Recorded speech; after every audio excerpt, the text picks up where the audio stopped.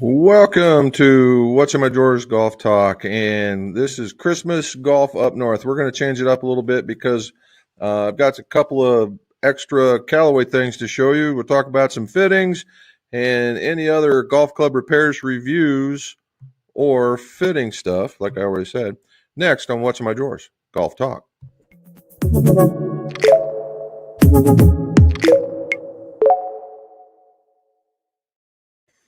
Welcome back to Christmas edition of What's in My Drawers Golf Talk. Why is it What's in My Drawers? Because old guys like me and Santa, we're tremendous pack rats. And this is no difference about what was in my drawers in the golf shop.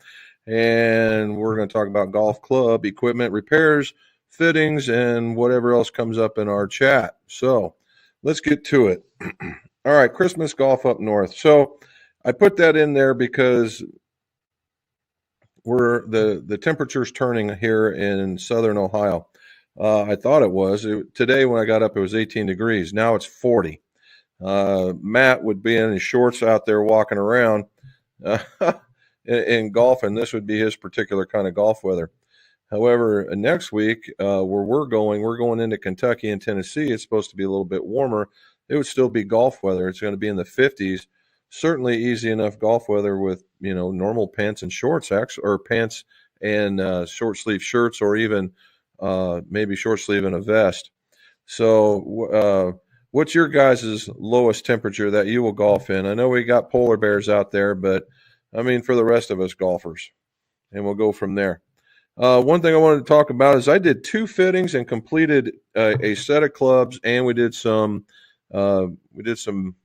grilling. So first and foremost, I did a set of clubs. They were like these. They were the apex of those kind, and not the 150s, but they were 300s. I wanted to show you this because you see that copper plate. That's what was sent to me. So what we got was a set of those. We got a set of the coppers, the 300 apexes, and we put some low taper low taper wind. I believe they're mid-size. And then we use some DG 100s in the R's. Okay. DG 100s in the R's. So they turned out really good. If you get close enough, I wish I could scroll it up and make it bigger. Nope, I can't. Anyway, we use custom ferrules. So the gentleman that sent these to me, he's from Utah. So these are going back to Utah on the fast reindeer slate, and they'll be there in 2 days. And he sent me everything.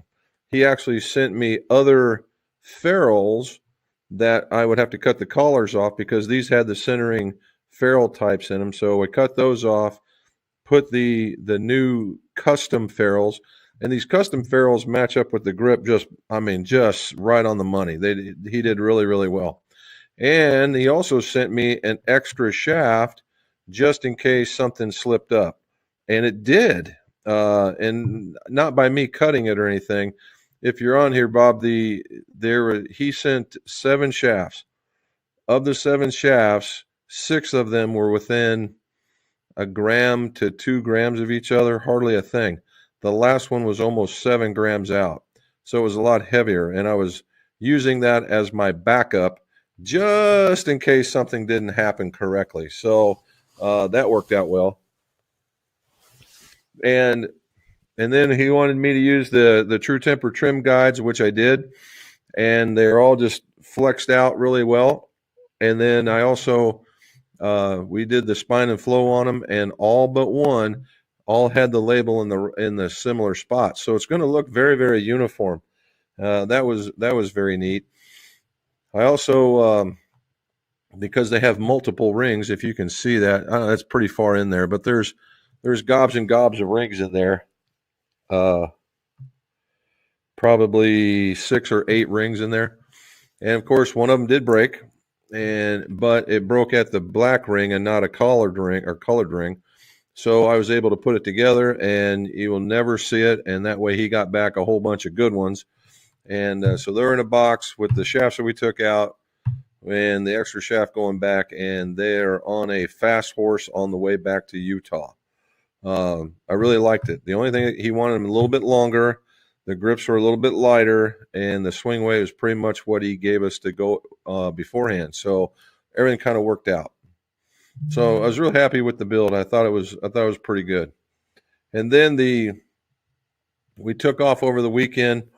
Normally, Mrs. McGolf and I and a couple we go golfing on golf vacations with, Bob and Penny. We went and saw some Christmas lights, and this was a ginormous block of nothing but Christmas lights, and it was about 45 minutes away, and it was just really cool. Lots and lots of people just walking around, and you get kind of an idea of, I'm not sure how one would accomplish it, but it looked like they had a bunch of ornaments on all these ginormous trees.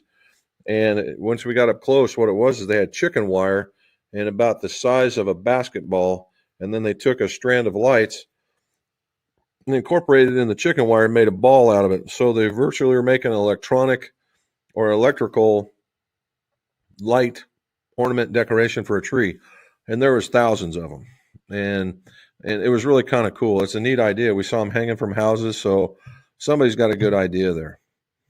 And then last but not least on this one, we celebrated early for Christmas as far as dinner goes, because we're leaving the day after Christmas to go on an anniversary tour. And so we're going to go down through Kentucky and Tennessee and then come back on January 1. So I cooked a turkey. I cooked a ham, and it was a spiral round ham, did it on the pellet grill. And then we did smoked mac and cheese. That's what that was. And Mr. McGolf did some other sides, some the green bean casserole and the sweet potato salad.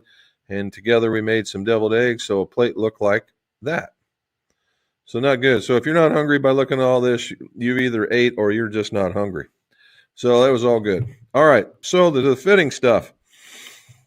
Did 2 fittings this weekend. It was kind of funny. The 2 different age groups, not too far from each other, honestly. And the idea here is just want to golf better, right? Just want to golf better. And this fitting actually is about what a stereotypical fitting should be, in my opinion. They both had issues in their putting, and they both had issues in their swing. And if you go to a different type of fitter, they would just put a stick underneath of you, and it would be hunt and peck until you hit better. And it wouldn't have addressed the fault that they both had. Now, for the first fit, dude was 6'1", 6'2", and crouched in, and he was putting like this with the idea he's want to do this pendulum stroke. And I'm like, you can do a pendulum stroke, standing up and take that stress off your back. And all of a sudden, when we did that, the putter got a little bit longer, went from having this very short putter to actually a very long putter. And the heavy of the putter helped him out because he had this kind of, we call it a pop stroke shove, where you come back straight and you come right to here, right just before impact, and you give it that little push, and then you push it away. And it was something else. And to kind of show you, it was one of those where it would go nice and easy back this way, and then like that, like he was trying to curve it into the hole.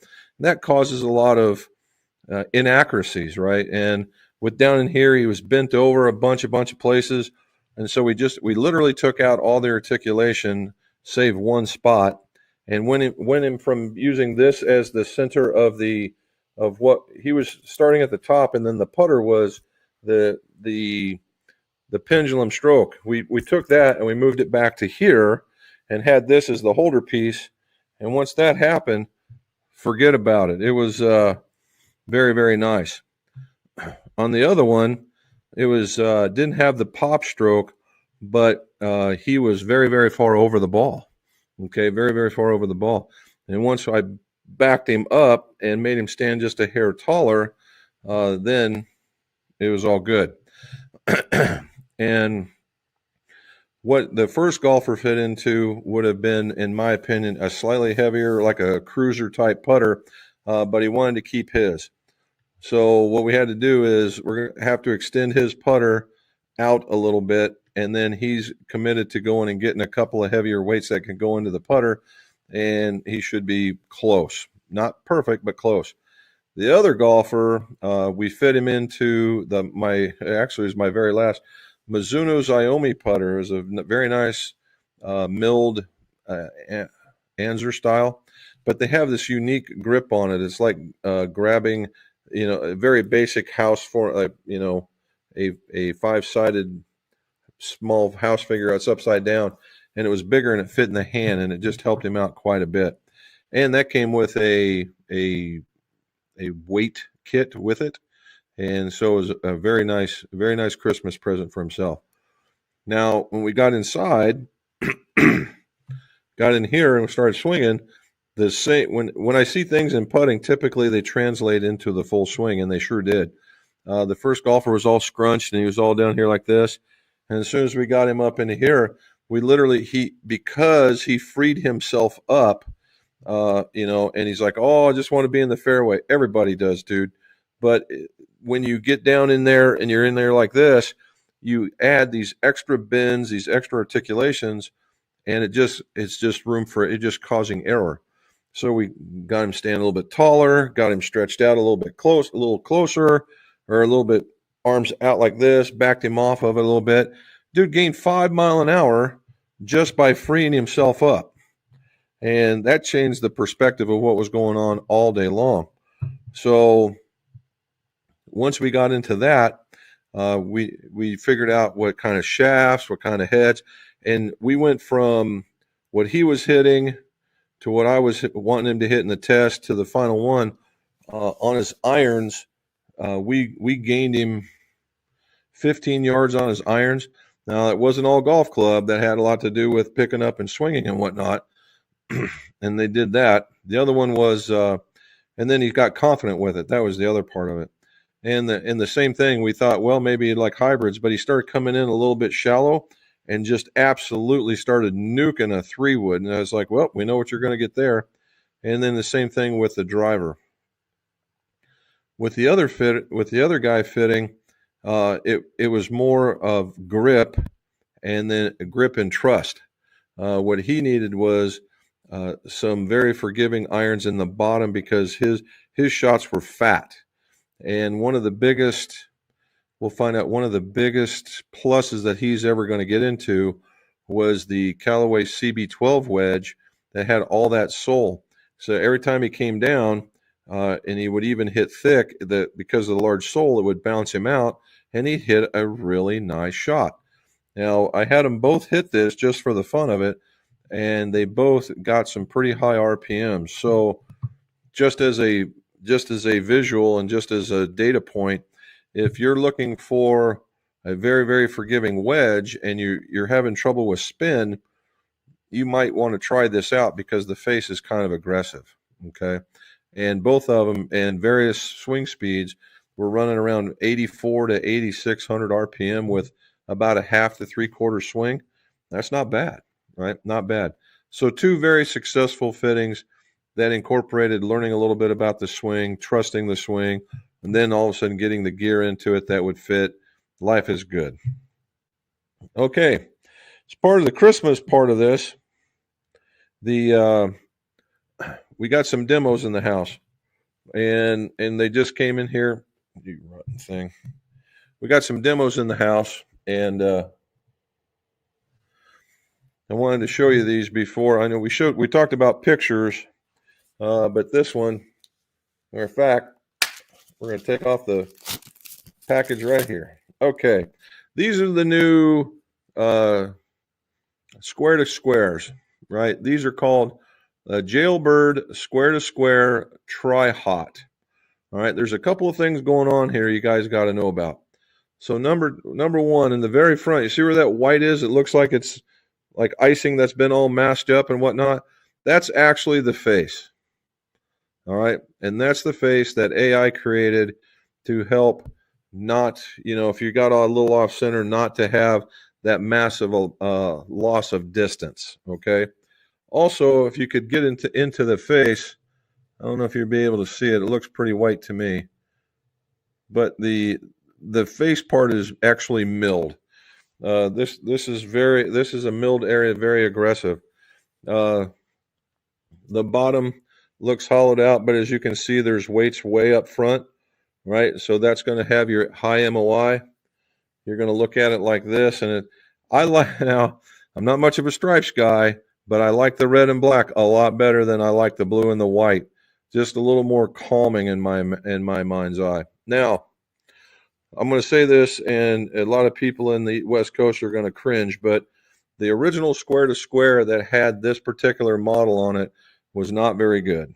Okay, and the reason being was this, right where that goes into the head. All right, in the first style, it was sitting back here. All right, it was sitting back here, and when it did that, it gave the impression that the club was shut, and it felt awful, right? It felt awful. So when you're looking at that, now you're fighting the idea that it looks shut. Then you're fighting the idea that, man, this thing is so far back, and it just, I don't know anybody that liked it. They're still out there, and if you're one of those guys that, it was missing to the right all the time, this might be the perfect putter for you. However, in this one, again, we go back to this. You get the new face that's got all that extra design in the back of it. You get the weights right back in here. You get a little bit of sound dampening, so it's going to sound pretty good. And then you get it right here. This is the best part of this. It's sitting in the right spot now. It doesn't look shut. And if you go from red to black to red, that's got a little bit of texture change, which is a good thing. And then you've got an Odyssey Stroke Lab 120. So this is a 120 gram shaft now, making it a little heavier. And they got a bit of a new grip. You see that shape? Another one of those, well, not kind of a pentagon kind of thing. And it's big, right? It's a pretty big grip. So that when you hold on to it, whether you do like this or however you want to do it, it sets in your hands, and it is a bit of a pistol. All right. This hits pretty good. Okay. It sets square now. I think people will better align themselves or align the putt way better. Okay. And it will work out pretty decent. Now, the second one is the Model 7 version of this. Again, you see the white, you see the weights, you see the style, and you see it right up there in the front using the same Odyssey 120 and the same grip. This one, I gravitated towards this one a little bit better than the other one. I just like the shape of the 7, I think, just a little bit better. However, the best one of the clan was this one. And you go, Jim, you just showed me that, and you would be correct. But if you can read that, Jailbird Cruiser. All right, Jailbird Cruiser. This is a big one. Again, more weights. I think a little bit bigger. It's probably not bigger, but it's again with the milling right here, and again with in the right spot. And then this has the Odyssey 140 in it. All right. And check out the size of this grip. Holy cow. You saw me holding on to it where I was getting all, look at all the extra in here. All right. This is a 38-inch putter. Okay. And when I got, and it's right-handed, and you guys know I'm a lefty, right? And when I got on this one with the rep, I literally made everything I was looking at. Okay. It felt great, it putted great, and it rolled great. I will just say that. I'll move over a little bit. There we go. And it did everything we asked it to do. I like the extra weight. The extra weight kept me on line, right? It kept me on line, and it rolled the ball fine. The only thing I can tell you about these things is that they may be price prohibitive. And that this is going to be their premier line. You're not going to see too much in the way of Toulon, I don't think. However, these are going to be up there. They're going to cost as much as a lab putter, and they're going to cost as much as a lab putter with the fancy shaft in it. So be prepared for some sticker shock. And but if they get in there, start sinking putts, they work, right? That's the idea. So that's the Christmas golf from the north. We also did get some new stuff. We got a driving iron, and we also got an Apex U wood. You want to bring the driving iron if you got a chance? We'll see if the golf elf will bring me a driving iron. We'll talk about it real quick.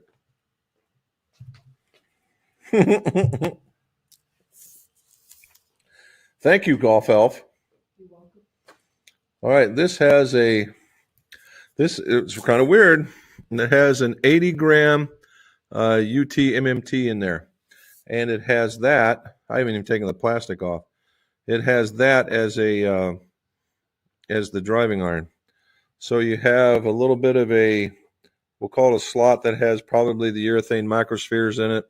It looks like it's a piece bolted onto the back. So now this one, if you look at that, there's not very much offset. So this is very much a player's club. Okay. You normally see the driving iron with a little bit of offset on it. Let me take this off. A little bit of offset. And if you look at it, this one kind of does.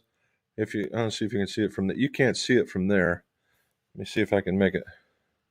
There it is. You see it a little bit. It does have a little bit of offset on it, so it does have that, and some bolt-on weight. And this one is a 22. So they come in a 3, 4, and 5 of these.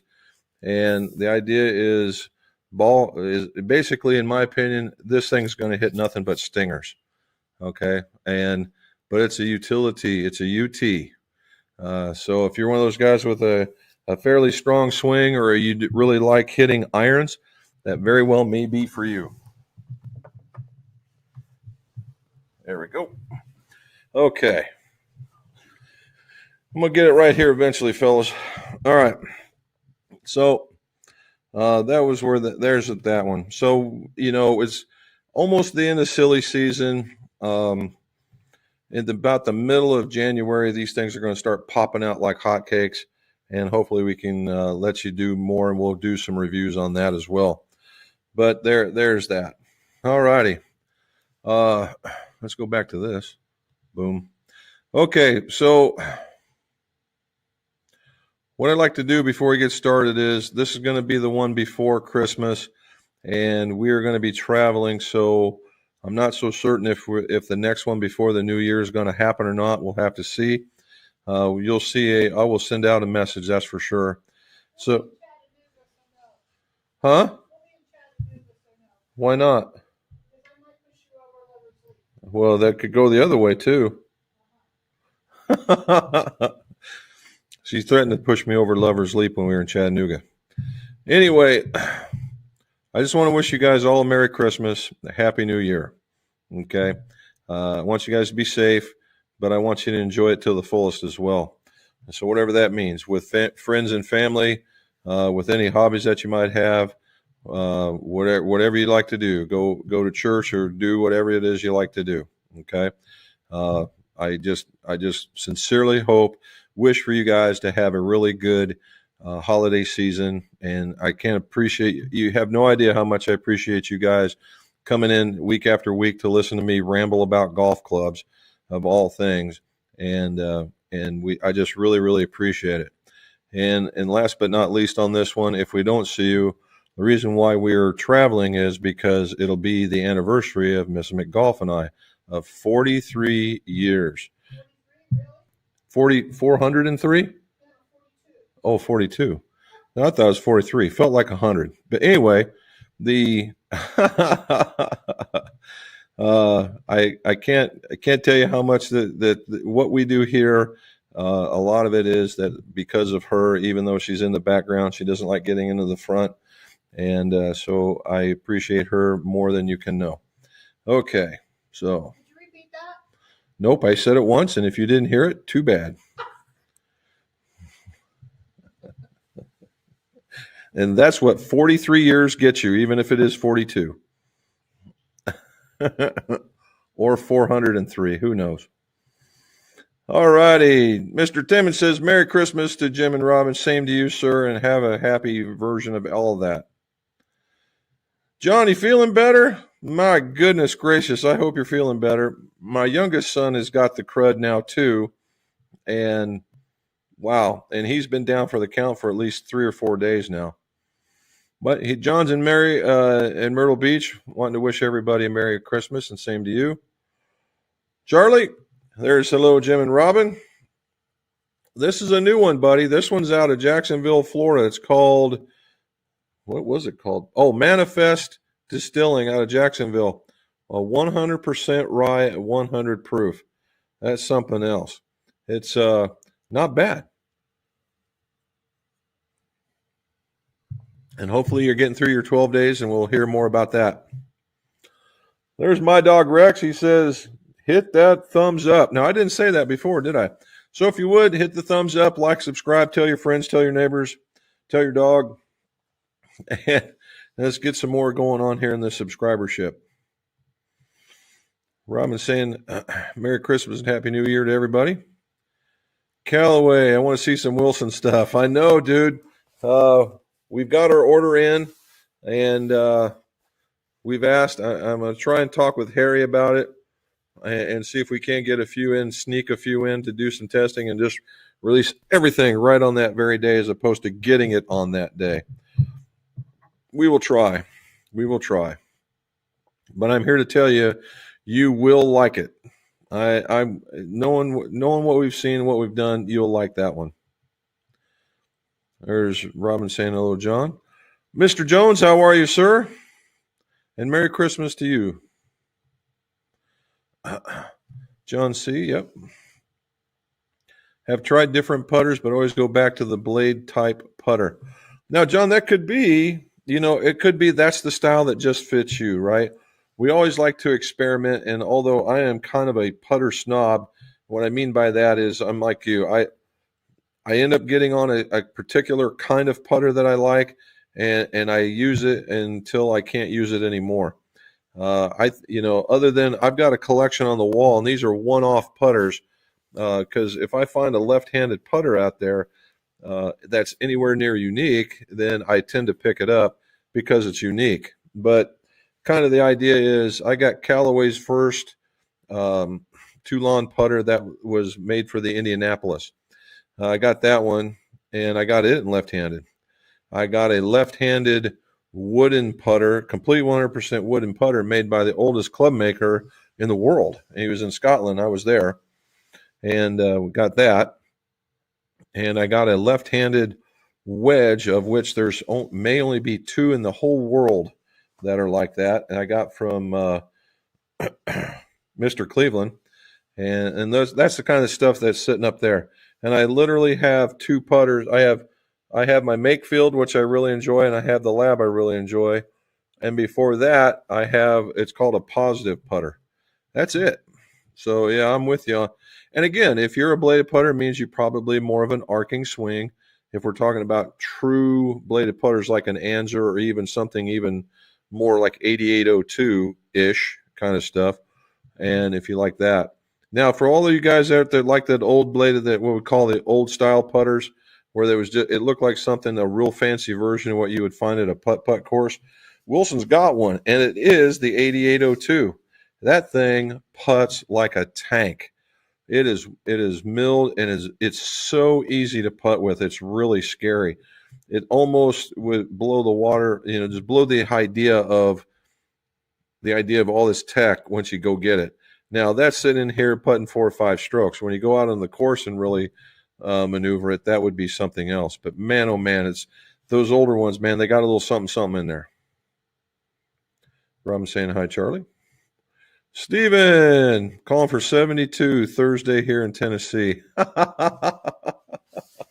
We will be down in the Tennessee area, Steven, on Saturday, I think. Yeah, Saturday and Sunday. Saturday morning, we're going to go into Nashville. This is outside. We considered bringing clubs for about 5 seconds, but the weather was so radical we didn't do it. So we're going to go into Nashville, see a couple of distilling houses. Then we're going down into Jack Daniels territory, then over to Chattanooga and do the, from my point of view, when we're in Indiana, pardon me, Indiana, Ohio, whenever you went down to Florida, you always saw those signs as, 300 miles to Ruby Falls and, you know, 210 miles to Rock City. And we never stopped. Well, we're stopping this time. So we'll see what happens there. So, but it'd be kind of fun to be able to walk around in December in Tennessee without a coat on. Charlie saying hi, Robin. 20s is tolerable as long as there's no wind. Oh my God, Charlie. Oof. There we go. My dog Rex says you'll be able to golf on Christmas Day in Ohio. Free golf at the villages in Florida on Christmas Day.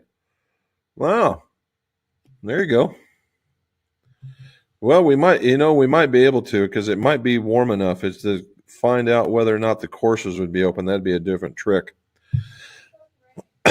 Is it supposed to rain up here? And then free golf in the villages. I can just imagine. They're saying hello.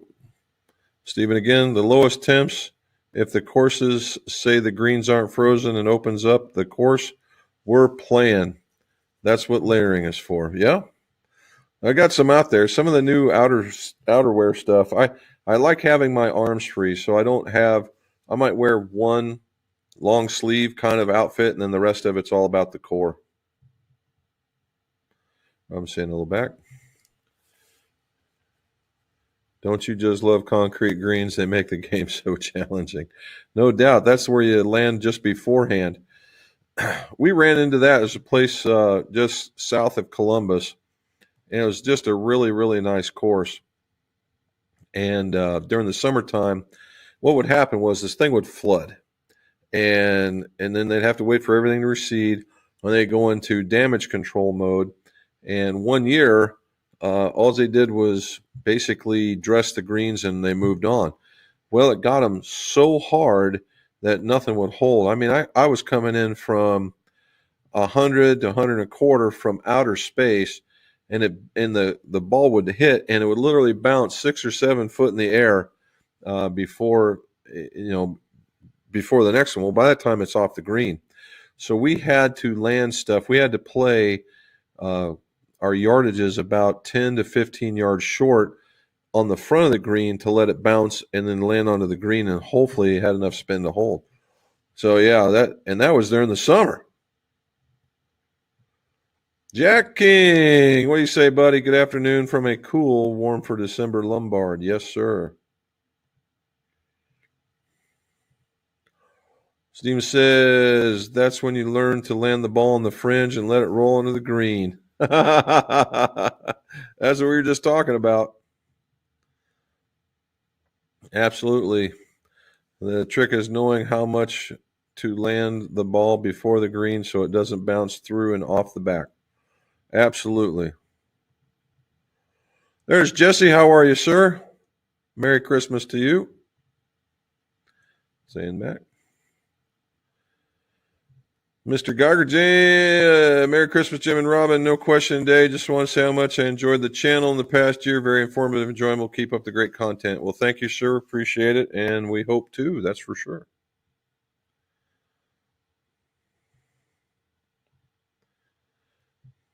Nope, there you go. Yep.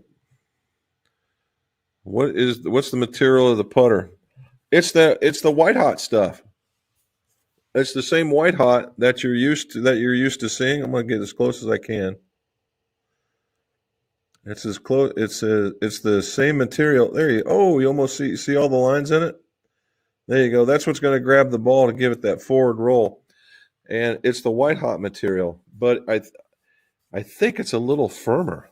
Okay, if I had my druthers, I'd say it's a little firmer. And the cool part about it is that those weights, they make other weights for this, and I am not so certain Used to tell you right there in the where you put the torque, but this one does not. Anyway, if you got the cruiser is going to be heavy just because it's longer and that grip on it is just crazy, crazy heavy. But if you got a shorter one and you want it to be heavier, you could change out those weights and make the MOI of this thing go up way high and still be good. Now, again, the reason why I kind of tend to gravitate towards this one is because of the social redeeming value of the ability to pick up the golf ball without bending over, right? And like I do like this, it does like that. I mean, that's exactly what it does. And but I like how they jumped out of the box with a different grip on it too. That's a pretty good idea. Merry Christmas and Happy Hanukkah. Same to you, sir. Thanks, Robin. There we go. Lab putters for me all the way. Merry Christmas, everyone, Jesse says. Hey, you know what? What do they say? Imitation is the biggest form of the as the Jamie Christmas of flattery. Wow, I'm talking about being not on my game with labels today. Anyway, Lab started off that whole thing, although it could probably be argued that it had been done in the past, but not very successfully. This time around, they did something different, and it caught, right? It caught and got the eye of a bunch of professionals. And those guys are putting much better because of it. And as long as they're putting well, it's going to stay in that bag. And they're doing it. So because of that, you're going to see the other ones come on. Now, the reason why you see a lot of them doing it, or even in that shape that Callaway copied, is because their patent ran out. So now it's free game. So they need to come up with something else so that they can repatent it. I suppose you could do that and do it. But now that they've been taken over or been bought up, where they have a conglomerate has major shareholder on it, I'm waiting to see what's going to happen next. So Jimmy, you're going to swing from the left and putt from the right now.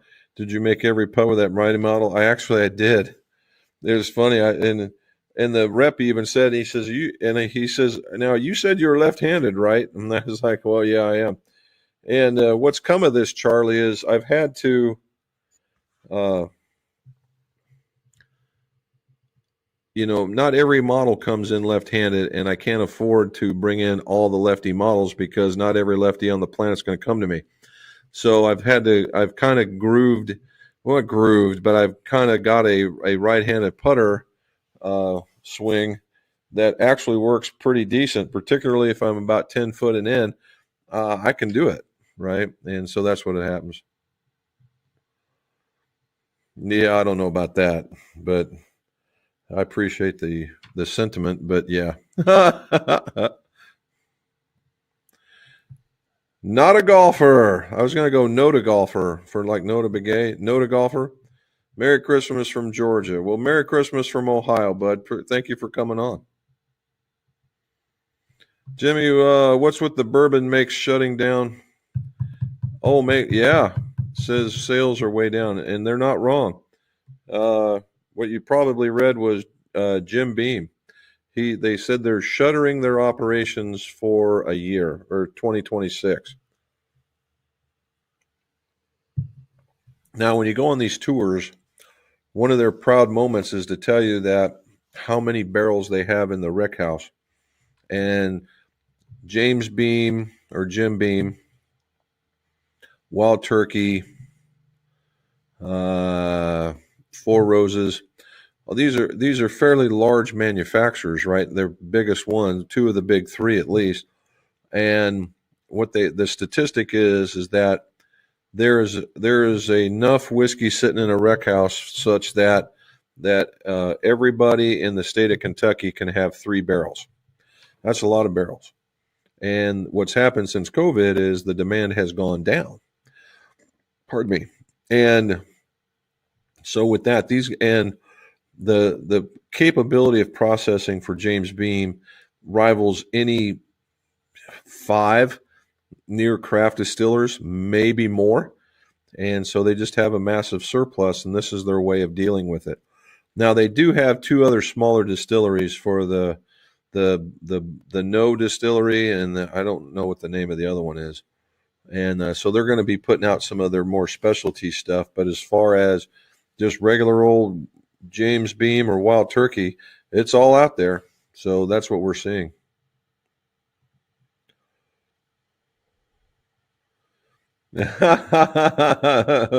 Floyd Ham, sometimes a UT will make you think you got a UTI. You will be pissed. You are not wrong, bud. You are not wrong. This is not an easy club to hit. It is not. And that's why I said it is for the golfer in your life, and the good golfer in your life. Once you get guys that are swinging, and the funny part is that this 80 gram, and this has got some pretty significant weight. So it's probably maybe just a hair shorter than, or maybe equal to the hybrid, right? Can you bring the Apex? You would. I'll show you. We'll show you another one. This one's pretty impressive. This is another one. You get me. So this is the Apex you would. Look at that. That's a good look. Apex you would. And if you look at it from this face, right, we get this. It's not. Oh, it almost focused. There we go. I would say the face is a traditional. It's about as high as most of the hybrid clubs, and most of the hybrid clubs, when you get to the toe, it gets bigger, right? It gets a little bit bigger.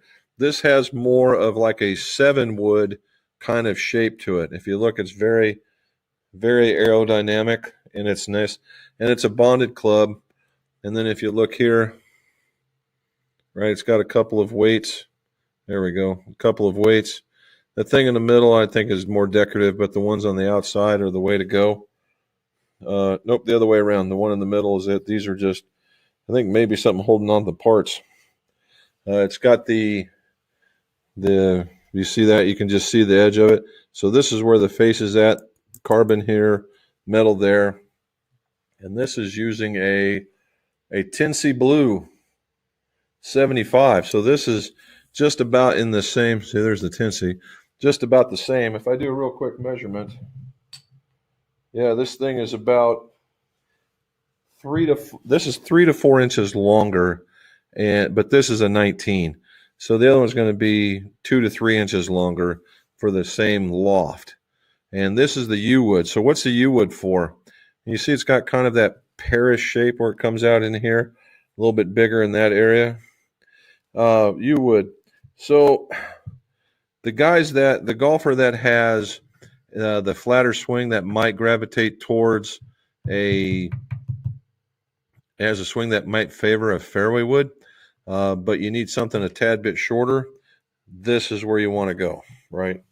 This you would. I've seen guys with a strong enough swing to bring that thing around and absolutely mash it. All right, but it like most things, hybrids are made for a certain swing. Fairways are made for a certain swing. That is for that golfer that maybe needs a little bit shorter club. Maybe doesn't like the very large heads on the 3-woods, and this would be the answer to those. Enjoy your travels, Jim. No need to make a live while you and Robin are on the road enjoying each other. Well, thank you, sir. Thank you bunch. I'm sure Robin's thanking you.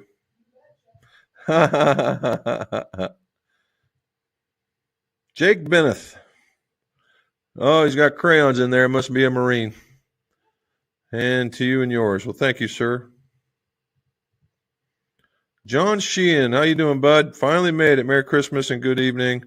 I use a driving iron instead of a 3-wood on shots that I need to keep low. Works for me. Right, that's what I was saying. Hitting that stinger shot. And that's funny.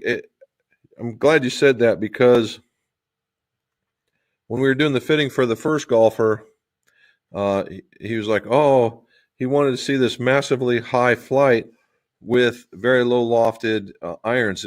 So he was hitting the 7-iron, super good. Hit the 6-iron, super good. We got him into fairways and stuff, and it hit this bullet, and it just did this climber. It's just what you wanted to see. He says, oh, I hit it pretty low. I said, no, you did not.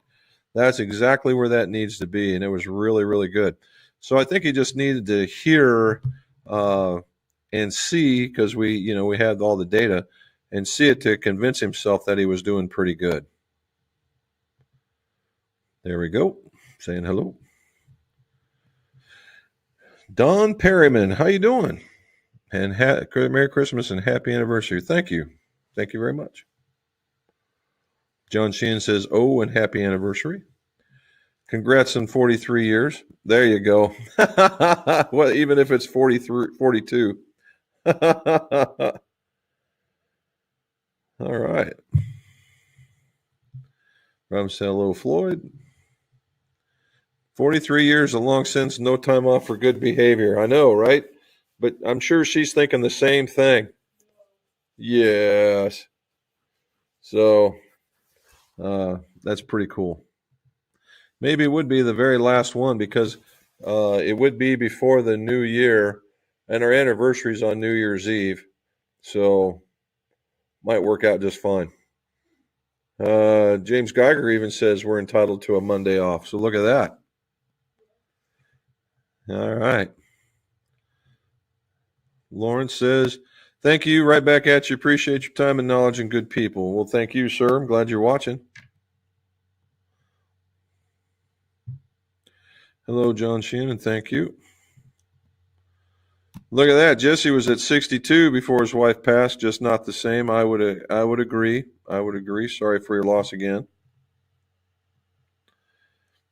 Look at that. 42, she's saying. She's correcting me, even on the live stream.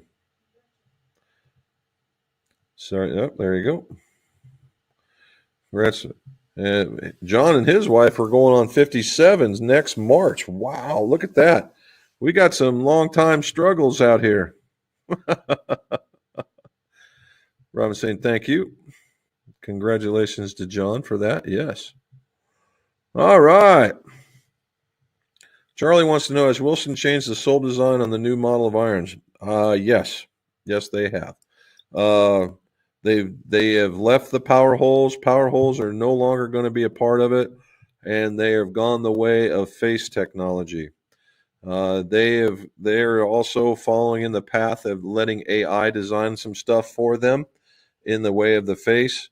This will be year 2, and year 2 will be without the year without a power hole, and we'll see what's going on. That's the reason why I'm kind of excited about this, is that we saw in the Dyna power line what was happening. It was a very, very energetic face. The sound wasn't very pleasing, in my opinion, but once you smoked one out there because it was so strong, you got over it. Now we're getting into the players section of these with the Dyna Forged, the RB, which I think is just going to take off like a shot, and then the other two, the CB and the Blade, and where sound becomes a thing, right? People want to, if you're striking a quality golf club, they want a quality sound and they want quality performance. And there's and their other ones, the blade and the cavity back still have a very radiused sole, which again I like, right? I think that's very utilitarian on a golf club, and I think we need that. The RB is very much like that. It doesn't start flattening out until you get in the Dyna power line. And even in the Forged, it's not as pronounced as the radius, but it is radius where the Dyna powers are a little flatter. So yeah, we're going to see it. 600 go low is in my bag. Okay.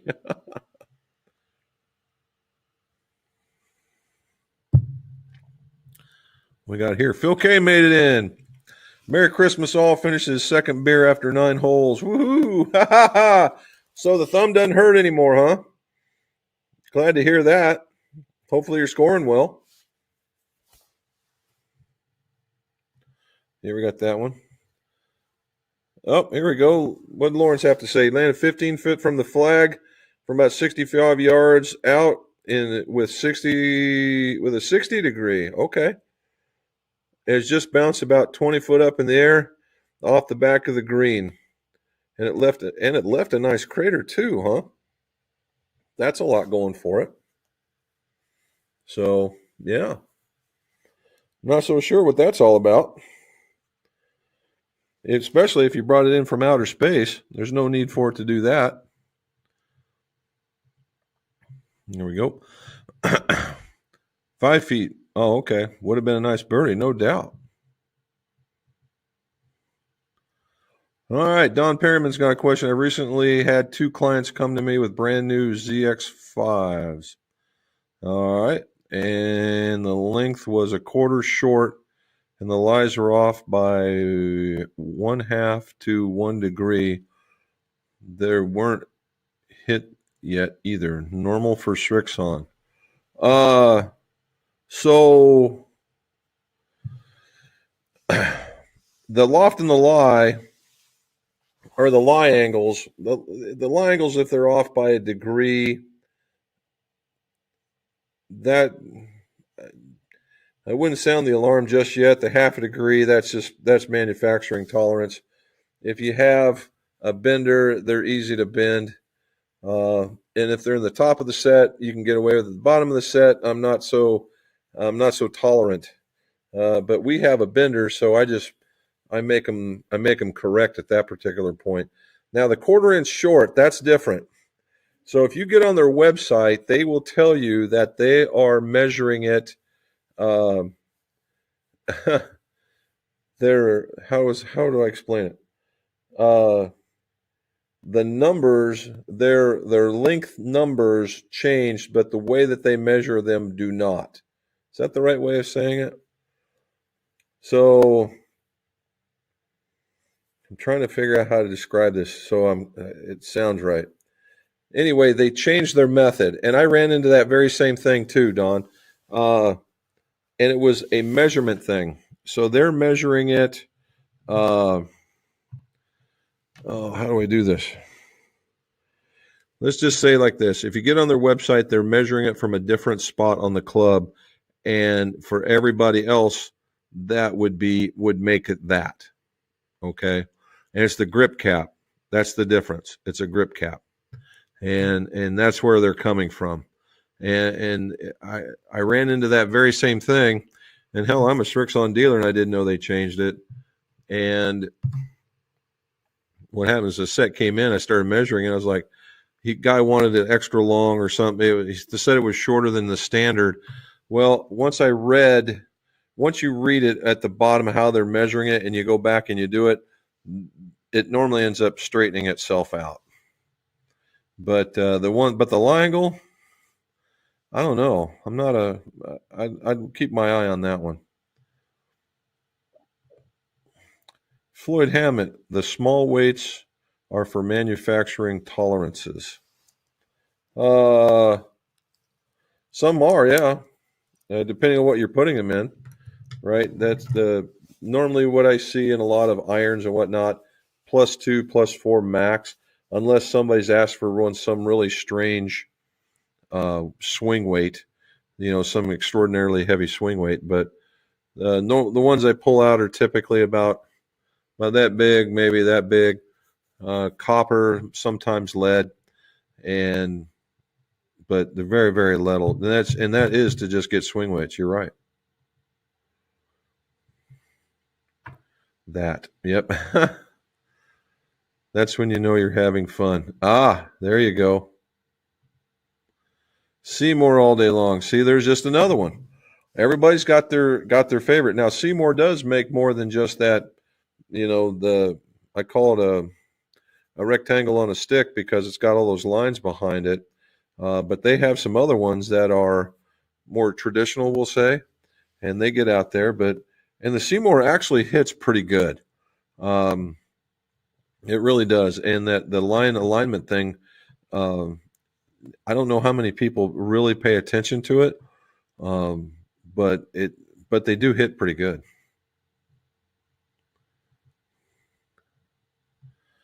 Mr. Geiger, he's at 5'7". I play an Odyssey putter 11 cut down to 32 with the heaviest heel and toe weights, I believe 25-gram weights. They are a great feature to adjust swing weight. Correct, sir. You are absolutely right there. 32, that's, and that's what Mickelson used to play his to. And so you're right down there. And the 11, nice putter. And you got the 25-gram weights in it. So if they had you already weighted for 32 or 34, 35, and they're normally at 10 grams a piece, that's probably right on the money. That's probably a really good feeling putter. Tinside Blue is a good shaft. Yes, it is. I believe that to be a very good shaft. I think it competes. One of my up-and-coming favorite shafts is now that Denali. I'm starting to like it a lot. I'm still the Denali's working in a lot of different clubs. There's another one coming out for next year. I think I told you guys from them, and we'll see what the rest of them are releasing. The Wilson 600 George Low, Go Low in the bag. That sounds ancient, dude. I don't think I've heard of that one before. So, yeah, I mean, Charlie on the same page with that one. From the delivery point. Oh, we got to go back and see what he says. The putter zero torque small weights are for manufacturing tolerances.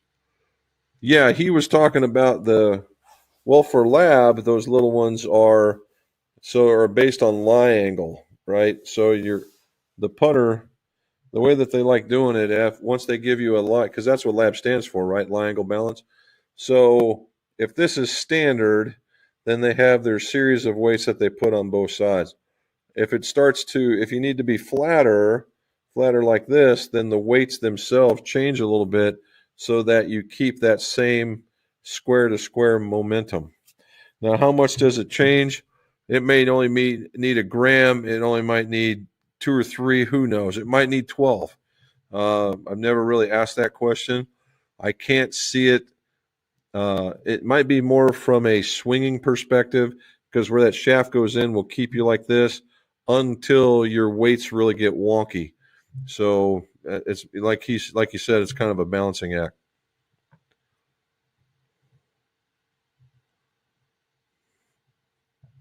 Let's see.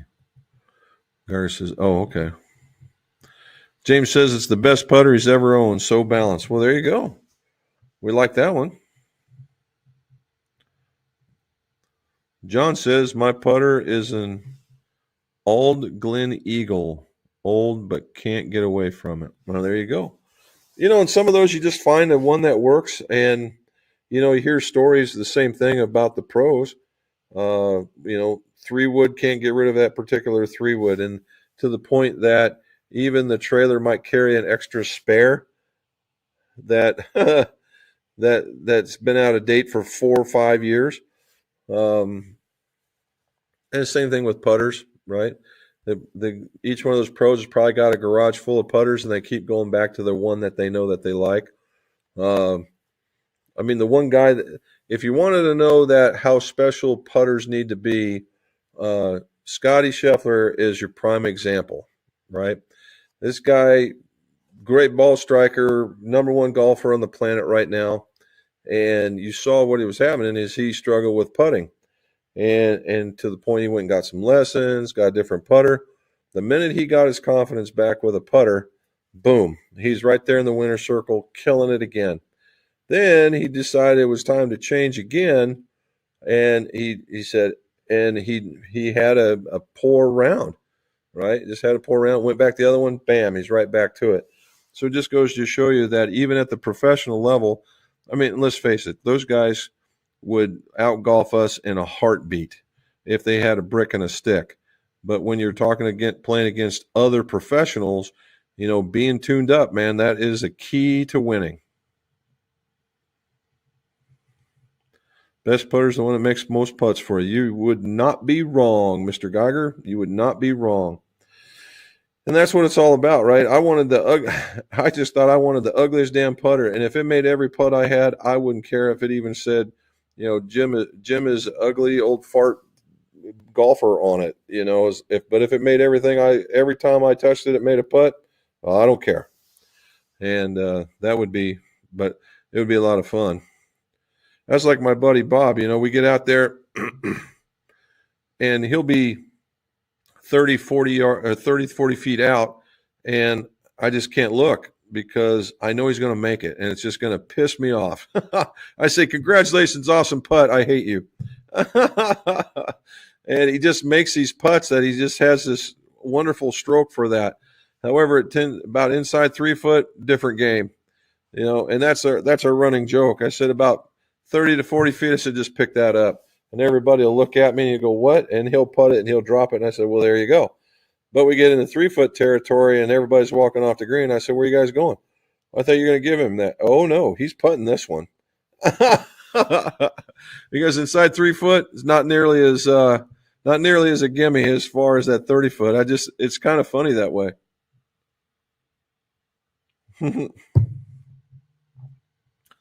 All right.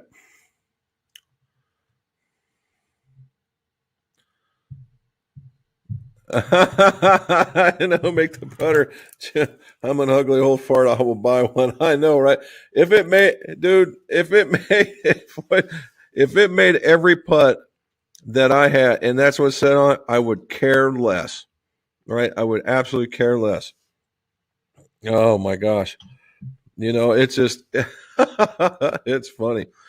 So I want to go back. So these guys have the Tri-Hot. This is going to be the creme de la creme for their putters.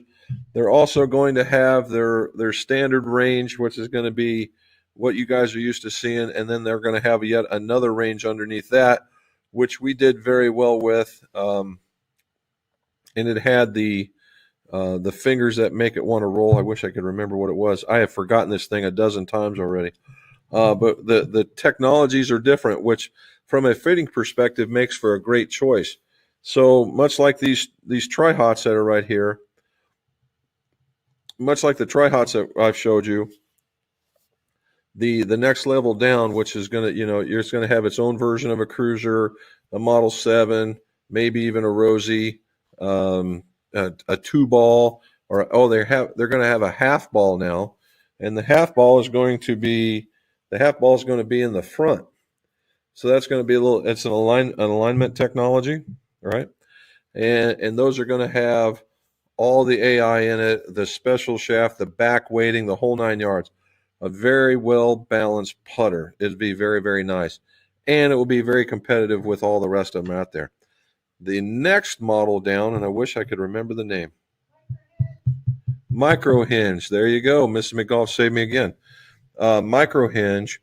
And they're going to be yet a little less expensive, but the heads are going to be a little bit bigger, right? And it's going to have the micro hinge technology in the face. It's going to have your standard shaft, your standard grip. So what's going to be, it's going to be massive heavy in the head. So if you're one of those folks that likes it massive heavy in the head when you're putting, so it kind of forces you down this way and not in the hands, this is a great putter for you. Now, the other thing you can also do is if you just like the way that it looks, but the feel is kind of off, you can always back weight it. Okay, you can always back weight it because they're going to have these Odyssey style grips, the Wind style grips on them, whether they're a pistol grip or the big round one. You can drill a hole in the back and put those like a Balance Certified or a Tour in there and just drop it in there. And you can get that same feeling and probably have a very nice putter. So that's one way of looking at it, right? That's one way it's good. So that's what we're looking at. So that's going to be down the line. I am truly excited for the Quantum that is coming out. They're going back to the roots. It won't be a player's model. It'll be for those looking for some forgiveness, make the ball go to your inside instead of the outside kind of stuff. I think it's really going to be a nice year. I think it's going to be the year of the iron, not the year of the driver. Not just because there's not a lot coming out, right? Wilson's going to add another Max Plus, which that could be very, very nice. You're not going to see anything from Strixon. You're not going to see anything from Titleist. I don't know anything about Ping, but I haven't heard any squealings yet, just as yet. TaylorMade and Callaway are going to come out with new ones. They've both dropped their QIs and the other ones to go to a different one. So apparently they did not see the return on investment that they thought. So we're going to see some stuff from that. All righty, guys and gals, we went 5 minutes over. I guess that makes up for the almost 40 minutes that we went last time. Again, as we sign off, Merry Christmas, Happy New Year. Thank you for watching. Most likely, well, I can tell you now, based on Charlie and James giving me permission, that we're not going to do a live stream next year or next Monday, as we will be traveling to celebrate our anniversary. We'll be in Tennessee. You guys happen to be in Chattanooga or something, you see me out there, stop and say hi. We'll sit down and get a drink or something. Again, celebrate to your heart's content, but be safe when you go to do it. And as always, let's see your scores go low.